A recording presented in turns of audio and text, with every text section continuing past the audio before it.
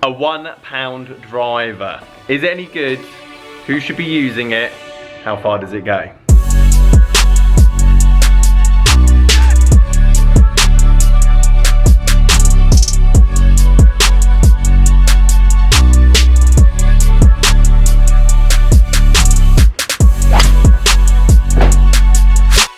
Guys, how you doing? Welcome back to a brand new video. Simon down here at Burford Lab. Impulse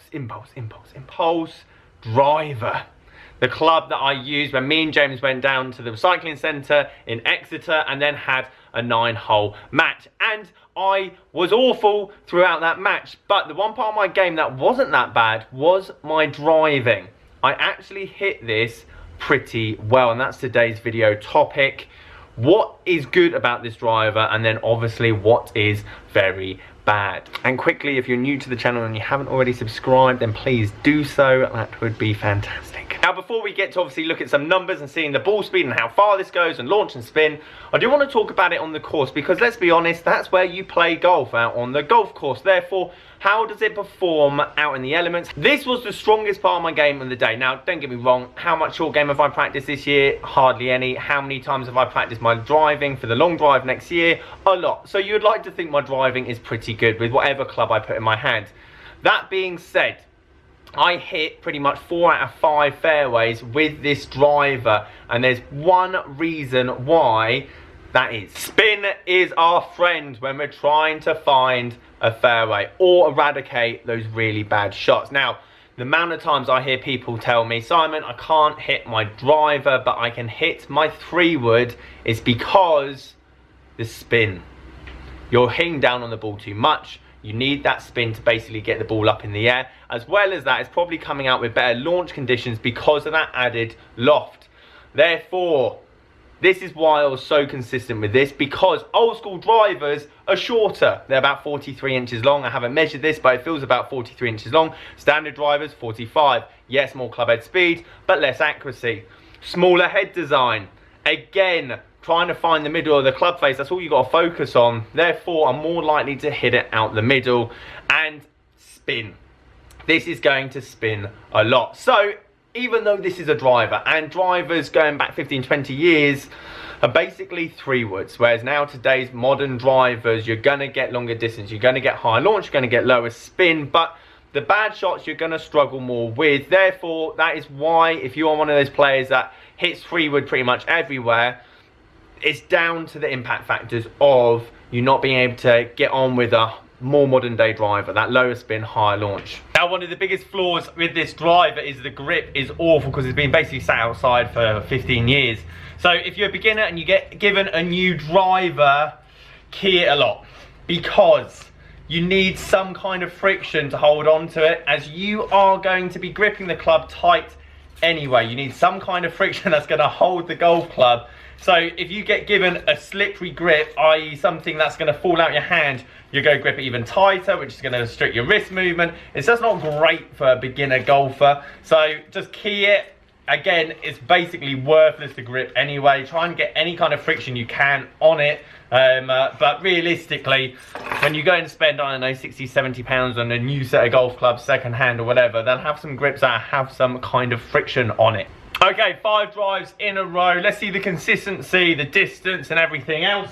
I'm going to try and get as much out of it as I can, i.e. swing it as fast as I can, just to see the full potential.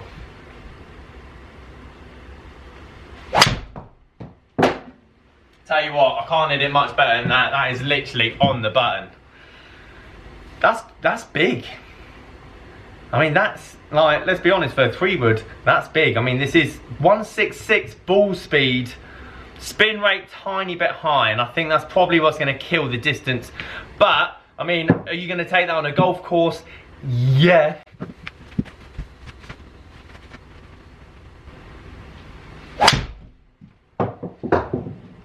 Bit block right. That is the bad shot for me, there's no question. Won't be in play. I think that's where the backspin would come into effect. Now, if I'd hit that shot with a driver, different story. That's about another 15, 20 yards further right than that, I would have thought.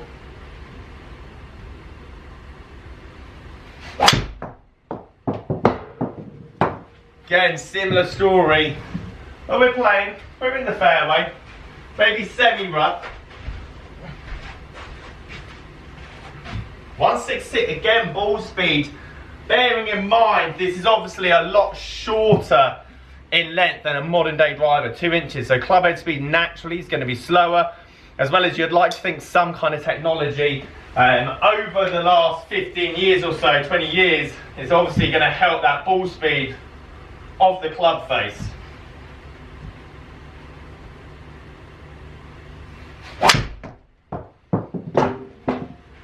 A straight one. He's only gone in it a straight one.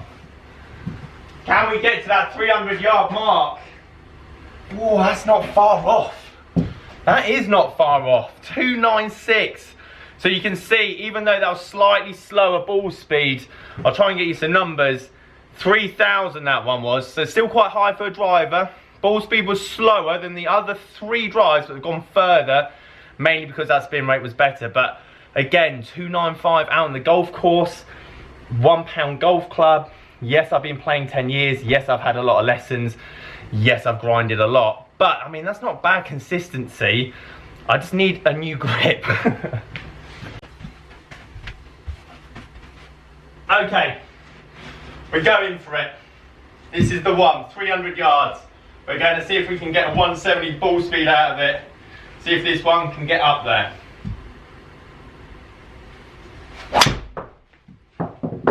Oh, it's going to be too spinny. I hit that great. It's going to be too spinny though. Unfortunate. 2 things to take away from those results. Number 1, it's about the person swinging the golf club, not the equipment. Simon 10 years ago would have only dreamed to hit that with a 400-pound driver. Number 2 is that who is this club for? And it is for the person that just wants to get into the game and has basically been handed down his granddad's set, or like me, gone to the recycling centre and spent £1 on a driver, so you can go down the range and hit your first, your second, your third basket of balls, 10th, 20th, 30th. You're not going to be losing out on learning to ball ratio with new golf clubs. If anything, what these numbers are showing me is that yes, they're spinning a bit too much for myself. I'm not going to hit PBs. I'm not going to hit a 350-yard drive with this, because the harder I hit it, the more it's going to spin. But for someone that's just starting the game and wants to get the ball in the air, and let's be honest, as a golf coach, that is my first objective. If you come to me for my first ever lesson, you want to get the ball in the air. This is going to help. Why? Because it's spinning. The ball is going to climb and it's going to take off like a plane and go like this. And you're going to go, fantastic, the ball's in the air. You're not going to worry if it's gone 220, 230, 240, 250, as long as it's gone up in the air and it's stayed up in the air for 5 to 10 seconds, something like that. The majority of club fitters now working within a parameter of 2,000 to 2,500 repetitions of backspin. That's a parameter, i.e. for a ball to go up in the air, come down, land, and then run out the rest of it. That's what we all work to, and that's what I work to as well.